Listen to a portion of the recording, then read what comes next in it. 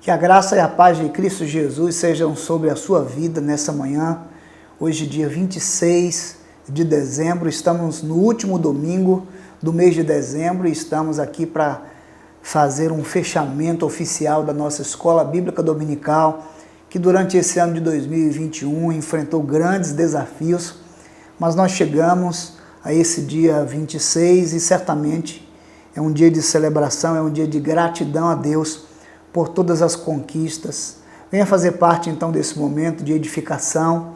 Eu quero convidar você para orar nesse instante e colocarmos diante do Senhor nossas expectativas, o nosso coração, nossa gratidão por quem Ele é e por tudo que faz.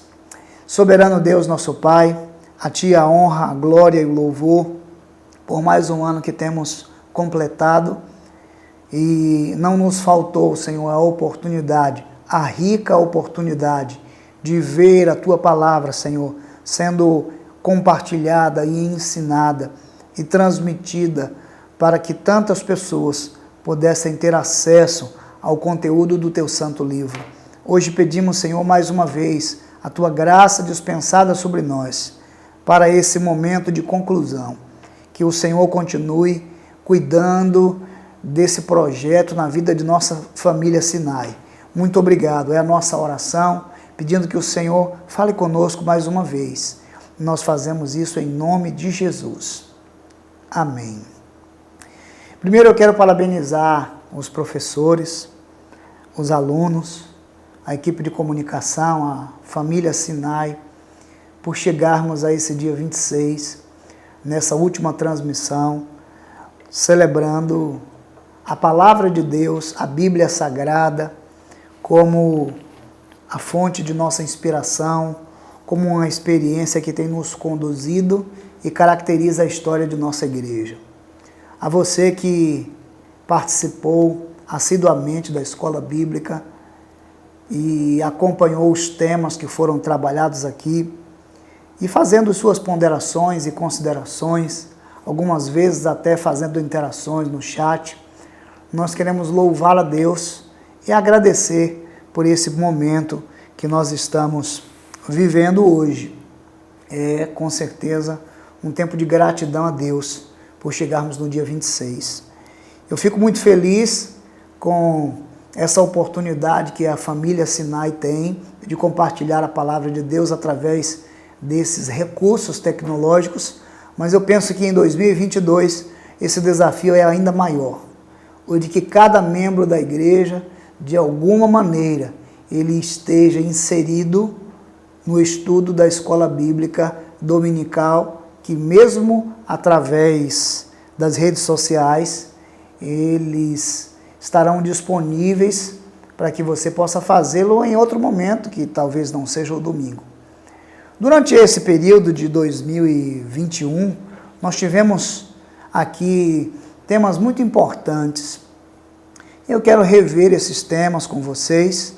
Eu fiz aqui um apanhado, um resumo, e aí quero fazer um passeio por essa jornada que nós fizemos ao longo de 2021.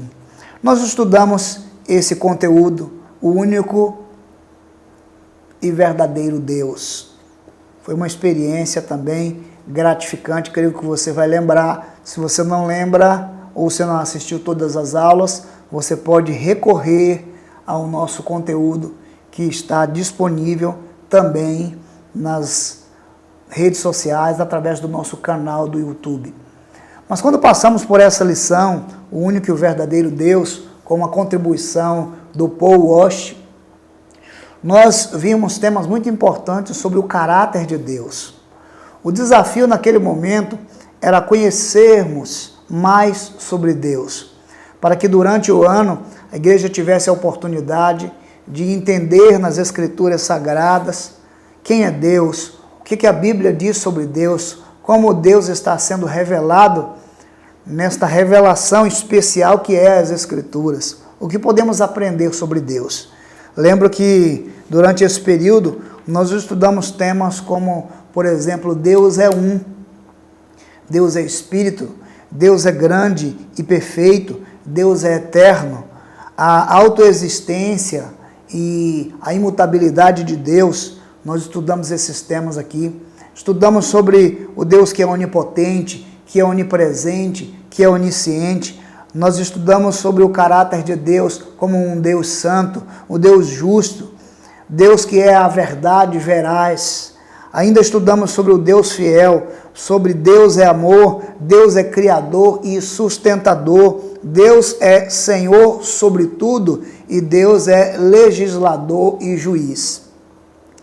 Nós não fizemos uma abordagem, penso com mais detalhes, sobre o último capítulo que fala sobre os nomes de Deus. Mas de todo esse conteúdo sobre o único e verdadeiro Deus, eu poderia destacar a soberania de Deus. Porque diante de todos os fatos que nós estamos enfrentando na história, diante de tudo o que nós estamos percebendo no mundo e essa movimentação em torno de uma crise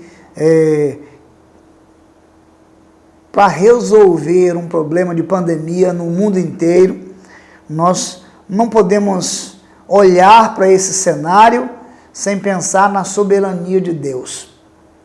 Por isso, de todos esses conteúdos aqui, dessa apresentação do Paul Washer que nos serviu, vamos dizer, de trilho para os estudos que nós fizemos na Escola Bíblica Dominical, e creio que você tirou lições muito importantes, muito preciosas.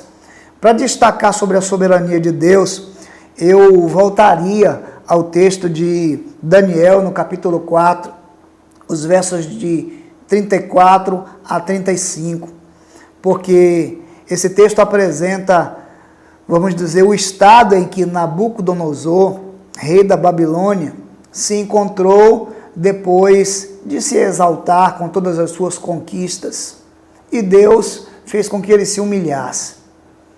Ele ficou quase que como um bicho, quase que como um animal, vivendo fora do palácio. Mas quando ele se humilha, entenda, e é muito importante você compreender isso, quando ele se humilha, ele faz uma declaração muito veraz sobre a soberania de Deus. Eu quero ler com você esse texto porque está em Daniel, no capítulo 4, de 34 a 35. Mas ao fim daqueles dias, eu, Nabucodonosor, levantei os meus olhos ao céu e tornou-me a vir o entendimento.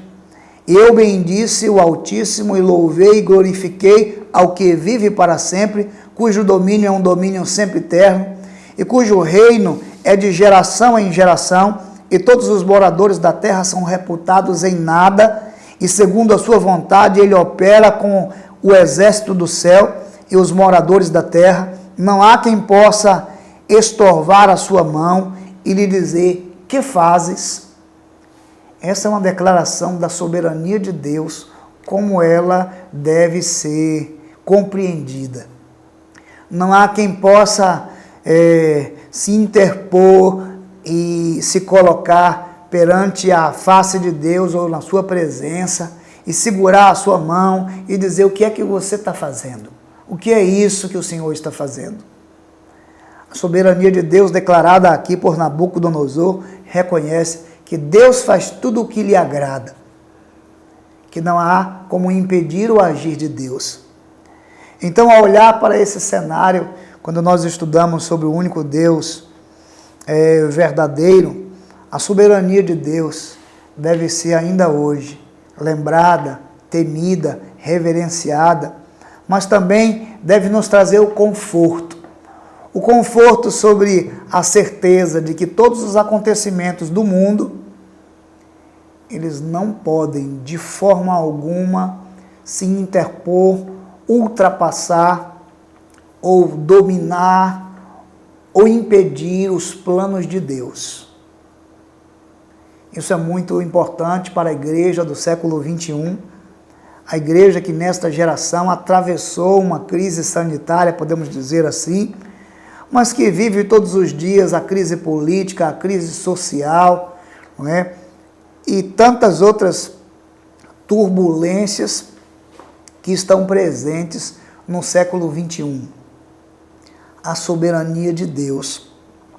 Quando nós lemos o texto de 1 Timóteo, no capítulo 1 e o verso 17, a palavra de Deus diz assim: ora ao Rei dos séculos, ao Rei dos séculos, imortal, invisível, ao único Deus sábio, seja honra, glória para todo o sempre.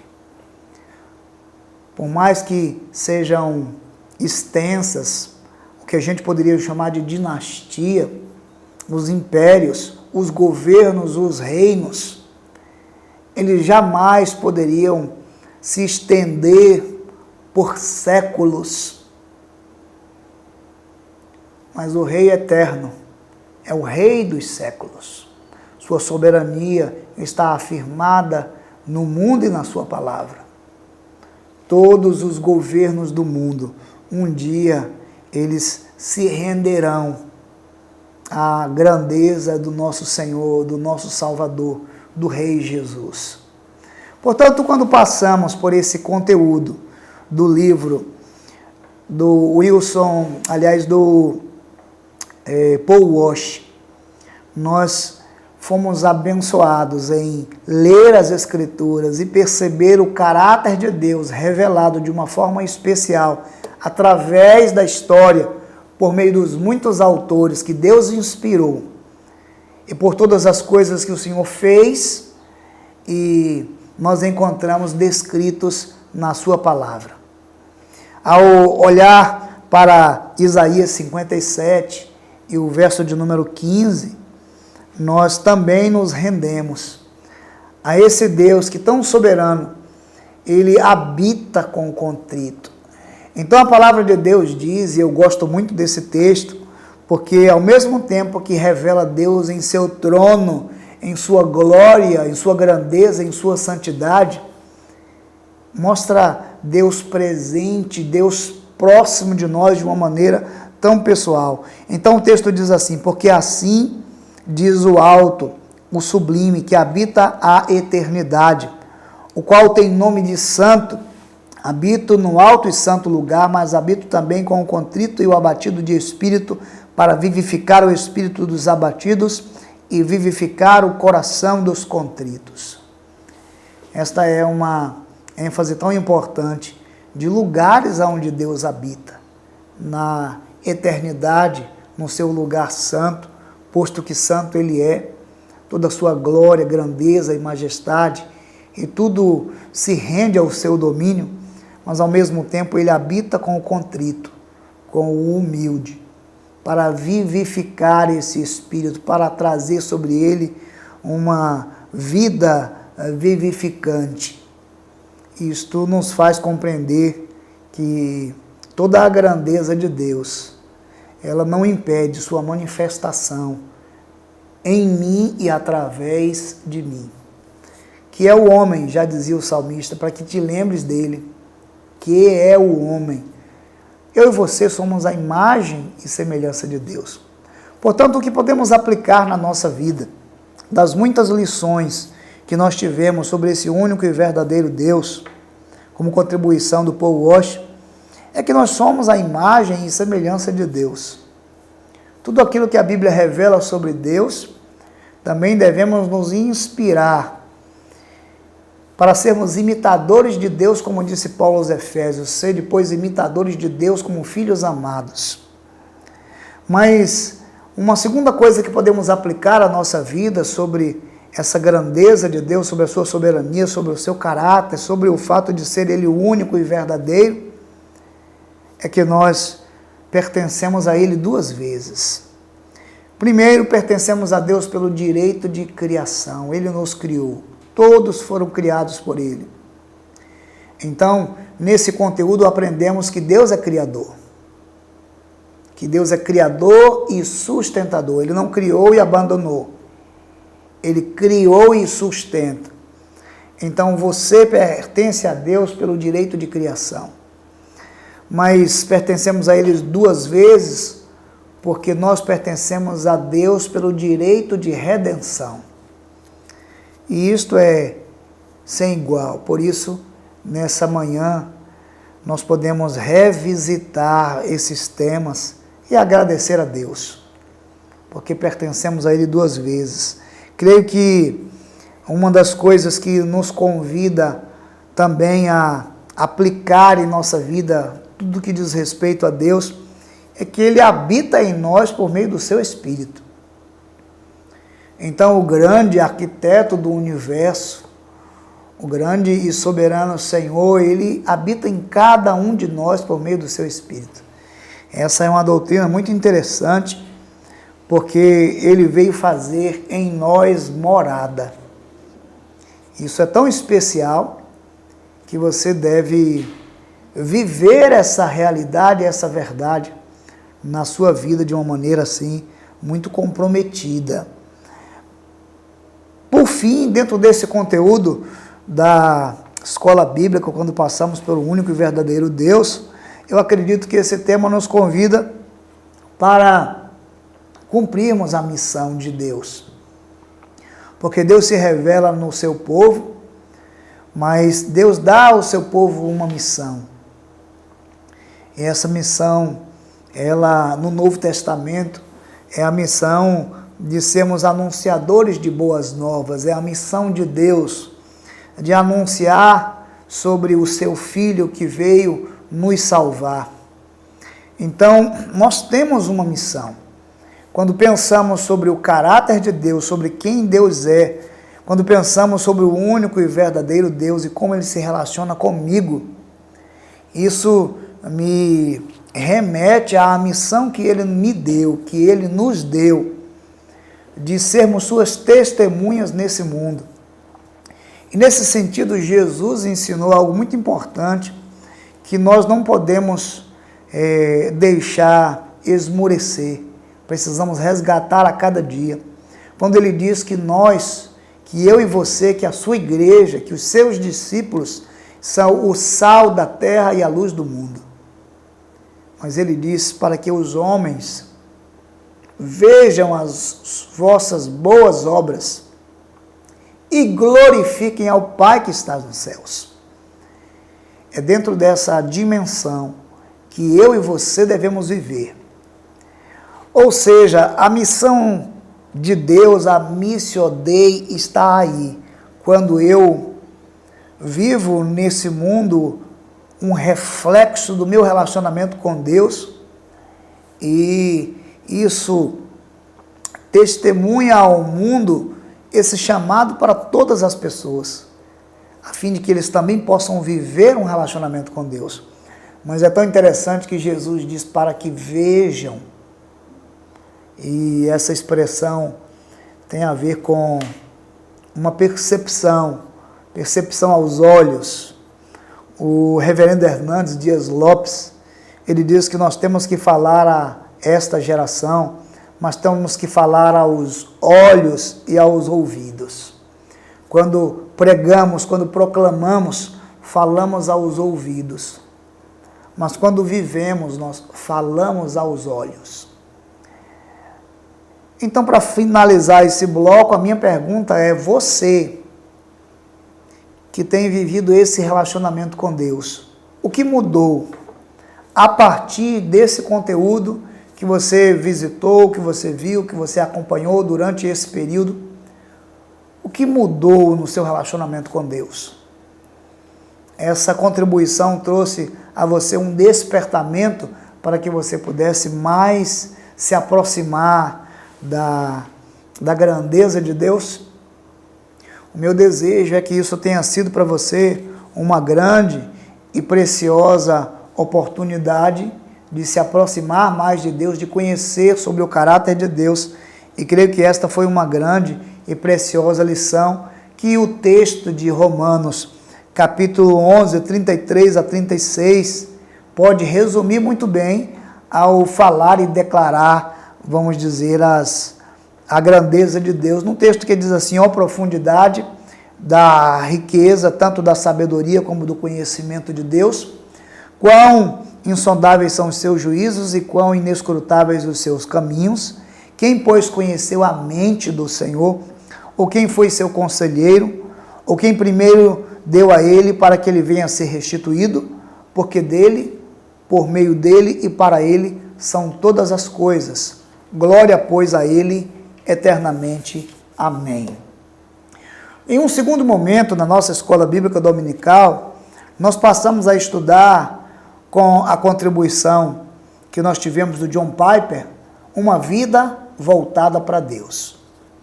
E esse foi o cartaz que nós fizemos como divulgação para esses encontros na escola bíblica dominical.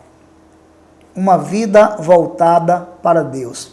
Foi muito interessante passar por esses temas, especialmente porque o primeiro conteúdo, o único e verdadeiro Deus, que nós abordamos com uma base bíblica muito farta. Acredito que os professores e também os alunos puderam acompanhar isso. Mas esse segundo conteúdo foi um conteúdo que estava nos convidando a pensar em toda a grandeza de Deus e a aplicar isso na nossa vida diária, de maneira que a nossa vida estivesse voltada para a grandeza e para a soberania de Deus. Acredito que o Salmo de número 70 e o verso de número 4, que diz assim: folguem em ti e se rejubilem todos os que te buscam, e os que amam a tua salvação digam sempre: Deus seja magnificado. Esse texto esteve presente dentro de nossa abordagem nesse período, quando pensamos sobre uma vida voltada para Deus, porque a grande referência para que tivéssemos uma vida voltada para Deus é a soberania e a majestade de Deus. Assim como eu destaquei a soberania no primeiro conteúdo, aqui aparece a soberania e a majestade de Deus como referência para que eu tenha reverência e possa voltar a minha vida para Ele, para viver uma vida que lhe agrada. Mas um destaque que eu quero voltar a fazer, especialmente, foi a observação que o John Piper fez no seu conteúdo, especialmente ao citar Jonathan Edwards, quando ele diz a respeito de Jonathan Edwards, e ele faz uma citação que eu quero reproduzir aqui. Ele diz assim: a soberania absoluta de Deus é aquilo em que a minha mente parece descansar segura, mais do que em qualquer coisa que eu possa ver com os olhos. Com bastante frequência, essa doutrina tem parecido muitíssimo agradável, brilhante e doce. A soberania absoluta é aquilo que eu gosto muito de atribuir a Deus. A soberania de Deus sempre me pareceu grande parte da glória dele. Frequentemente tenho encontrado prazer em aproximar-me de Deus e adorá-lo como Deus soberano. Eu posso enfatizar sim e concordar tanto com o Jonathan Edwards como John Piper, quando nós compreendemos de fato a soberania de Deus. E ele chamou isso de soberania absoluta, porque é inquestionável. E a sua gloriosa majestade, nossa aproximação em relação a Deus, ela é revestida de um temor, e nós nos aproximamos para adorá-lo. Sim, é sabido que em nossa geração há muitas, vamos dizer, muitas atitudes que não representam esse reconhecimento da glória de Deus. E o Senhor soberano, ele é tratado como uma pessoa qualquer, como uma pessoa simples, como um ser humano, e nós muitas vezes tratamos o Deus soberano tentando aproximar ele tão de nós, de nossas vidas, que nós o reduzimos à condição, vamos dizer, que nós podemos encontrar na pessoa de Jesus, homem. E aí eu preciso que você compreenda duas coisas muito importantes. É fato que Jesus se fez homem, que ele abriu mão da sua glória, entende? Mas observem, esse é o estado em que ele se permite viver para ser como um de nós. E ele abriu mão da sua glória, é assim que a gente pode dizer, conforme está em Filipenses no capítulo 2. Isso aqui é muito importante, porque a visão que muitas pessoas têm do Cristo é daquele Cristo que andou aqui conosco, talvez desprovido de uma glória que o próprio Deus lhe concedeu. E lhe deu um nome que está acima de todo o nome, para que ao nome de Jesus se dobre todo o joelho dos que estão no céu, na terra e debaixo da terra. Veja, e toda a língua confesse que Jesus Cristo é Senhor, para a glória de Deus Pai. Aí uma linha fina, muito estreita, entre entender a soberania de Deus e compreender o ministério e a humanidade de Jesus. Tanto que na teologia sistemática existe um tema que é chamado de união hipostática. E a grande pergunta é se Jesus é 100% homem ou 100% Deus. E na teologia sistemática, esse tema de união hipostática reconhece que ele tanto é 100% homem, em suas necessidades, em sua limitação física e humana, como ele é 100% Deus. E ali está investido de autoridade. Por isso, quando nós estudamos uma vida voltada para Deus, a grande convocação de todos os conteúdos nesse cenário é que nós nos aproximemos de Deus, considerando sua soberania. O salmista afirmou isso no Salmo 43, o verso 4, porque diz assim: então irei ao altar de Deus que é a minha grande alegria, ao som de harpa, eu te louvarei, ó Deus meu. Isso é muito importante, aliás, isto é essencial. O tema que nós estudamos foram diversos, foram variados, dentro dessa abordagem desse livro. Por isso, nós não temos assim um tema geral que pudesse se destacar, mas esse trilho foi fundamental, uma vida voltada para Deus. E esse conteúdo do John Piper tem cerca de 180 artigos que nós fizemos abordagem sobre alguns deles. Mas dentre todos os artigos, nós tivemos amando a Deus por aquilo que Ele é, a misericórdia de hoje para os problemas de hoje, a graça futura, o dom e a determinação, o zelo pelo bem, você também terá os seus adufes, morrer é grande lucro, são 5 razões para você morrer, o gozo de saber que Deus é Deus, o efeito cascata da palavra, quem é um cristão, tolerando o ateísmo, e aí você tem uma série de temas, e nós apenas fizemos aqui um resgate de alguns deles, e conseguimos fazer, vamos dizer, uma abordagem específica sobre cada um deles, à luz das Escrituras. Mas o que me chamou a atenção nesse conteúdo, não sei você, mas o que me chamou a atenção nesse conteúdo foi quando lá no início, John Piper descreve que uma vida voltada para Deus é vivida com um olhar constante, mas um olhar para essa vida de comunhão com Deus. E aí ele faz uma citação que me chamou a atenção ao dizer que a nossa geração é uma geração que vive, vamos dizer, como é que eu posso dizer, vive muitas distrações, e até, de certa forma, vive inclinado para tantas coisas, o que significa que, de uma forma ou de outra, se não vivemos uma vida voltada para Deus, nós estamos vivendo uma vida voltada para alguma coisa. E aqui cabe essa pergunta nesse momento: a sua vida está voltada para quê ou para quem?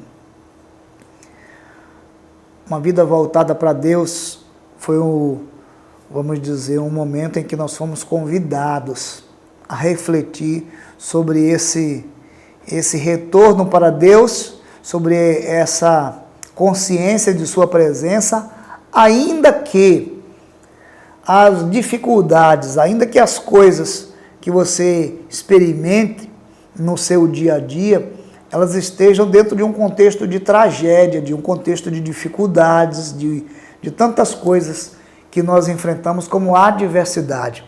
E o texto de Abacuque, capítulo 3, de 17 em diante, ele é bem importante para a gente lembrar isso. Veja, ainda que a figueira não floresça, nem haja fruto na vide, o produto da oliveira minta, e os campos não produzam mantimento, as ovelhas sejam arrebatadas do aprisco, e nos currais não haja gado, todavia eu me alegro no Senhor e exulto no Deus da minha salvação.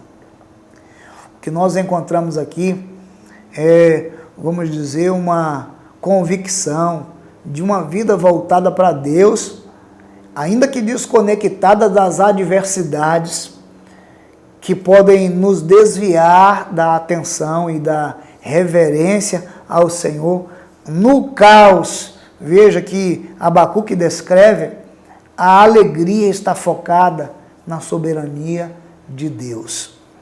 Nesse conteúdo que nós passamos, nós então fomos convidados e convocados a viver no mundo a partir do relacionamento com Deus. Eu faria destaque de todos esses conteúdos ao que ele chamou de graça futura. Graça futura. E foi muito interessante essa abordagem que o John Piper fez de graça futura, porque ele vai separar duas coisas que ele chamou de graça passada, aquilo que Deus fez, aquilo que Deus já realizou, e que é pela graça que nós recebemos. Mas aquilo que Deus ainda vai realizar e Ele prometeu, Ele diz, isso é graça futura. Tem um texto que pode mencionar essas duas coisas. E eu quero ler esse texto com você, obviamente, que é o texto de Romanos 8:32, que diz assim, aquele que não poupou o seu próprio filho. John Piper chama isso de graça passada, Ele já fez. Antes por todos nós o entregou, graça passada, Ele já fez. Porventura não nos dará graciosamente com Ele todas as coisas, graça futura. Então aqui ele trouxe uma questão que parece até polêmica, porque ele diz o seguinte, que a gratidão, ela é muito importante em relação ao que Deus fez, mas você não pode elevar a gratidão a uma espécie de comércio, de tributo. Então, como se você passasse a trabalhar para Deus, isso aqui é muito importante, você passasse a trabalhar para Deus, para pagar a Ele o que Ele fez. É nesse sentido que ele coloca a palavra gratidão pelas coisas que Deus já fez, e que você precisa ter cuidado para que a gratidão não leve você a tentar recompensar Deus por aquilo que Ele já fez por você. Gratidão, louvor e adoração sempre. Mas não há esse sentimento e não há espaço para que de alguma forma Deus seja retribuído. Até porque o texto que eu li hoje, de Romanos, no capítulo 11, não é? Ele diz exatamente isso. Quando fala da soberania de Deus, veja, ó profundidade da riqueza, tanto da sabedoria como do conhecimento de Deus, quão insondáveis são os seus juízos e quão inescrutáveis os seus caminhos.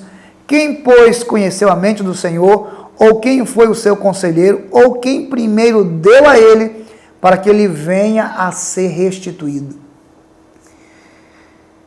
Não há uma restituição que possa ser feita a Deus, mas há um relacionamento. Por isso, a gratidão deve nos conduzir a uma experiência de relacionamento com Deus, e ele chamou isso de graça passada, aquilo que ele já fez. Mas devemos caminhar agora com uma vida de obediência, gratidão e obediência. Obediência em relação àquilo que ele fará, graça futura.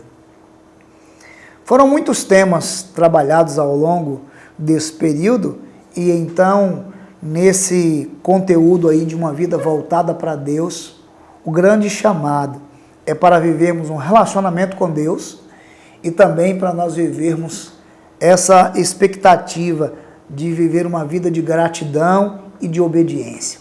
Gratidão pelo que ele fez e de obediência naquilo que ele ainda vai fazer, porque prometeu e é fiel para cumprir. Eu acredito que esse texto de Romanos 8,32, ele sintetiza muito bem isso. Eu quero ler de novo, porque ele diz assim: aquele que não poupou o seu próprio filho, antes por todos nós o entregou, porventura não nos dará graciosamente com ele todas as coisas? E aí, chegando para o terceiro e último, vamos dizer, capítulo, nós estudamos num terceiro momento as disciplinas, ou a celebração da disciplina, um conteúdo trazido por Richard Foster, que foi tão importante para a gente pensar como praticar toda essa teoria, toda essa vivência de fé que nós aprendemos na escola e quando aprendemos na vida cristã e nas leituras e nos estudos, como colocar tudo isso em prática. Acredito que depois de um ano de muitas experiências que nós atravessamos, de uma escola que se manteve através de uma transmissão, não tendo tantas, vamos dizer, interações, pelo menos não entre os adultos, porque os jovens, os adolescentes, juniores, um grupo na igreja teve a oportunidade de viver mais intensamente essa interação. É claro que através de uma lente, de uma tela, mas esse conteúdo especialmente que nós aplicamos aí na Escola Bíblica Dominical a partir da transmissão no YouTube não permitiu tanta interação. Mas o fato é que num terceiro momento nós estudamos essas disciplinas, que o desafio para nós naquele momento era chamar você para olhar essa prática do dia a dia, não é? E isso foi tão importante porque nós fomos todos chamados a viver uma experiência prática com todos esses conteúdos que temos aprendido nas Escrituras. Um versículo que também sintetiza todo o conteúdo da celebração da disciplina é o Salmo 42, os versos 1 e 2, que diz assim: como suspira a coça pelas correntes das águas, assim por ti, ó Deus, suspira a minha alma tem sede de Deus, do Deus vivo. Salmo 42, o verso 1 e também o verso 2. A alma que suspira, o desejo pela presença de Deus, essa aspiração, esse anseio de ouvir a Deus, de se relacionar com o Senhor. Isso está traduzido, podemos dizer, nas disciplinas que nós compartilhamos aqui durante esse período. E, especialmente sobre essa abordagem, o que me chamou a atenção, acredito que pode ter chamado também a sua atenção, é a constatação da superficialidade de nossa geração. Essa abordagem aparece bem no início. Eu quero fazer referência à fala de Donald Coogan, porque ele faz a seguinte declaração: passo pela vida como um transeunte a caminho da eternidade, feito à imagem de Deus, mas com essa imagem aviltada, necessitando de que se lhe ensine a meditar, a orar e a pensar. É bem assim, essa imagem de Deus que somos nós, especialmente no mundo ocidental, vivendo assim essa dinâmica do urgente. Parece que todos nós estamos num redemoinho sempre. E sempre estamos numa crise, tendo que apagar incêndios. E parece que não há tempo para a reflexão, para a meditação, para a oração. Uma prova disso é que quanto mais nós estamos atarefados, menos buscamos a Deus, porque não temos tempo. Quando, na verdade, quanto mais cargas estão sobre nós, mais tempo precisamos buscar a Deus para conseguirmos sobreviver diante dessas dificuldades. Entende? Mas a grande observação que eu acredito que o Richard Foster, que ele foi um escritor do século XX, e o livro Celebração da Disciplina foi um dos livros mais vendidos no século XX, foi, sem dúvida, um chamado a essa reflexão, um chamado a, nesse mundo tão agitado, você ter um equilíbrio e conseguir mergulhar numa experiência de relacionamento com Deus e sair da superficialidade para viver uma vida mais profunda. Essa foi uma realidade que foi constatada ali no final do milênio. Tem um livro que eu acho interessante, eu tenho esse livro, o livro do Eric Hobsbawm, A Era dos Extremos. E ele diz que a Era dos Extremos, ela reserva o que ele chamou de efervescências de final de milênio. Toda aquela expectativa, o mundo vai acabar, enfim, que se pensava para o período em que nós completaríamos 2000 anos, e eu vivi essa virada, não é, de 99 para 2000, havia uma expectativa, ali era um final de milênio, uma mudança de século, do século 20 para o século 21. E isso trouxe essa expectativa, entende? Mas foi tão importante pensar sobre essa superficialidade e constatar que essa superficialidade ela se faz presente nas relações do homem com Deus, que ele disse o seguinte: a superficialidade é a maldição de nosso tempo. A doutrina da satisfação instantânea é, antes de tudo, um problema espiritual. A necessidade urgente hoje não é de um maior número de pessoas inteligentes ou dotadas, mas de pessoas profundas. As disciplinas clássicas da vida espiritual convidam-nos a passar no viver na superfície para uma vivência mais profunda. Elas nos chamam para explorar os recônditos interiores do reino espiritual. Instam conosco a que sejamos resposta a um mundo vazio.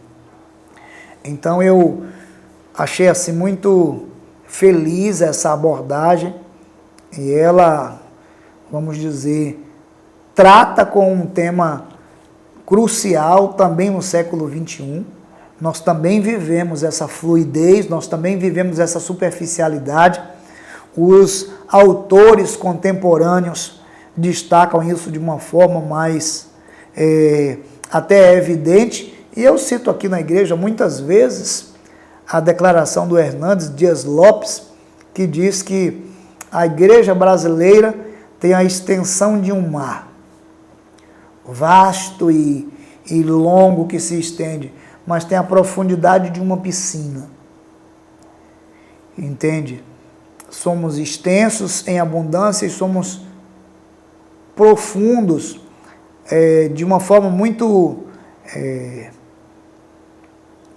superficial, é o que a gente pode dizer. Nossa profundidade é rasa, e é isso que nos desafia. Por isso temos muito a conhecer, você tem muito a aprender e a explorar, e acredito que a escola bíblica ela é esse ambiente, não para trazer um conteúdo que possa constar no currículo, mas é um chamado e um desafio para que você venha fazer parte da escola de uma maneira especial.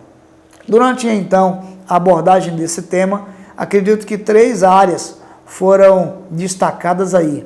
As disciplinas interiores, as disciplinas exteriores e as disciplinas associadas, que permitem que possamos exercitar de uma maneira mais profunda o relacionamento com Deus, saindo da superfície, como ele disse, para uma vida mais profunda. Nós estudamos sobre as disciplinas interiores e foi destacado a meditação, a oração, o jejum e o estudo. Nesses 4 conteúdos que nós visitamos sobre essa influência e com a base bíblica, o grande chamado para a igreja foi um resgate da experiência da meditação. A meditação como uma expressão viva do que diz as Escrituras. Bem-aventurado, não é, o varão que não anda segundo o conselho dos ímpios, que não se detém no caminho dos pecadores, que não se assenta na roda dos escarnecedores, antes tem o seu prazer na lei do Senhor, e diz o texto, na lei do Senhor medita de dia e de noite. Nós que somos do Ocidente, nós não somos, vamos dizer, afeiçoados à meditação. Somos muito, vamos dizer, nessa geração ainda tecnológica, nós somos muito imediatistas. E basta você chegar num ambiente que a gente pergunta antes de observar. Eu me lembro que um dos meus colegas no seminário, no Rio de Janeiro, onde nós fizemos o curso de teologia, nós entramos numa sala e ele estava fazendo digitação. Mas assim que nós chegamos na sala, a pergunta que foi feita foi: você está fazendo o quê? E ele, muito seriamente, olhou para nós e disse assim: observar primeiro, perguntar depois. Aquela fala dele foi importante, porque nós não precisávamos fazer uma pergunta: você está fazendo o quê? Bastava observar um pouco, saberíamos o que ele estava fazendo. No reino espiritual, nós estamos fazendo muitas perguntas, estamos com a nossa mente acelerada, estamos em busca e revisitando e enchendo nossa mente de muitas imagens. Mas, de fato, o que temos vivido em termos de meditação, de reflexão, de atitude filosófica, podemos dizer assim. Esse tempo é o tempo para isso. Então, as disciplinas espirituais, elas caminharam nessa direção. E aí, você tem um jejum com um propósito intencional, um jejum que não é uma barganha com Deus, mas um jejum que tem como objetivo principal buscar a presença de Deus. E eu compartilhei aqui com uma igreja a experiência do jejum quando nós iniciamos nos 30 dias de jejum. Eu fui orar logo cedo pela manhã e o meu dia amanheceu assim, muita sede de falar com Deus. Queria iniciar, eu iniciei com um jejum, mas quando eu me ajoelhei, quando eu comecei a orar, vieram à mente as preocupações, as dificuldades, e parecia que aquele momento era um momento de buscar respostas. E eu fui ficando inquieto, porque não era isso que eu estava buscando naquele momento. Eu compreendi que o que estava me levando àquela prática eram minhas necessidades. Minhas necessidades. E todas elas vieram à mente. Necessidades da igreja, necessidades da família, necessidades pessoais. Todas elas estavam comigo ali naquele momento de oração. E eu me lembro que o grande desafio para mim naquela manhã foi tentar deletar isso da minha mente. Porque naquele momento a minha busca não era por coisas, não era por nada que Deus podia me dar. A minha busca era por Deus, por sua presença, por sua revelação, revelação de quem Ele é, sua majestade. Não era nada que Ele pudesse me dar, não os seus dons, mas a sua pessoa. Não o seu braço, mas quem Deus é. E até que naquela agonia o Senhor me deu o Salmo 61. E durante um domingo desse eu preguei na igreja, você pode encontrar essa mensagem aí, que está posta sobre o Salmo 61. Conforme fomos caminhando, estudamos sobre o estudo das Escrituras, sobre a oração, e essas 4 coisas, elas completaram esse ensino das disciplinas interiores. Depois tivemos a abordagem sobre as disciplinas exteriores, passamos pela simplicidade, e esse foi um chamado interessante, é uma vida simples, não é? Uma vida simples, e esse chamado nos faz pensar que nós muitas vezes vivemos uma vida muito cheia de coisas que são inúteis e desnecessárias. Nós somos tão acumuladores, mas o chamado é para viver uma vida simples. E uma vida simples não quer dizer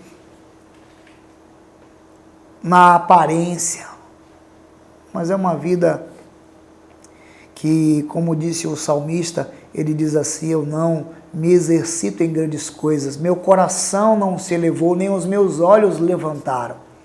Já dizia o salmista, eu não me exercito em grandes coisas. Uma vida simples que nos foi compartilhada a partir desse conteúdo é uma vida de temor a Deus, uma vida de relacionamento com o próximo, uma vida onde nós podemos, de maneira intencional, nos livrar de uma bagagem. O Max Lucado escreveu um livro que tem a ver com uma vida simples, com o seguinte título: Aliviando a Bagagem. E a grande ênfase é, às vezes você está carregando mais do que precisa. Mais do que precisa. Isso faz peso. E quanto mais peso faz, isso, vamos dizer, ocupa espaço na sua mente e no seu coração.